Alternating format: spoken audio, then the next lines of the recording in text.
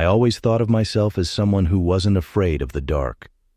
My job was exploring abandoned places, hunting for artifacts and secrets of the past. But after this trip to Pripyat, nights became nightmares, and silence was no longer comforting. I went there alone. The guide refused, saying the city had come alive recently. Fresh tracks had been found in the forest around the zone, and at night, lights were seen flickering in the windows of dead buildings.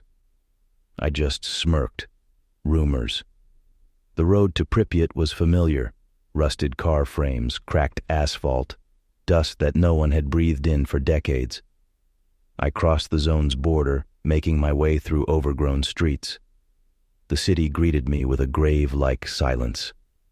My first stop was the Policia Hotel. From its rooftop, I could get a clear view of the area. Inside, the air smelled of dampness and decay. The stairs creaked under my feet, and a cold wind howled through shattered windows. By the time I reached the rooftop, the sun was already setting, and that's when I saw movement. On the square in front of the energetic Palace of Culture, someone was standing. A tall figure, draped in rags. It didn't move, just stood there looking up, looking straight at me. I froze. That's impossible. No one is here. I grabbed my binoculars. My chest tightened. The person's face was unnaturally smooth, as if it had been erased. But the worst part? They vanished in an instant. I blinked, and they were gone. I rushed downstairs to check the spot, but the square was empty. No footprints, no signs of life, only a suffocating sense of unease. I decided to spend the night in an old kindergarten. Inside, everything was covered in dust, yet it felt as if someone had been there. The toys were neatly arranged on the shelves, and in the corner lay a doll, too clean, as if it had just been placed there. I locked the door from the inside. Turning on my flashlight, I scanned the room. A child's drawing hung on the wall, a red house, a black sun, and a faceless figure.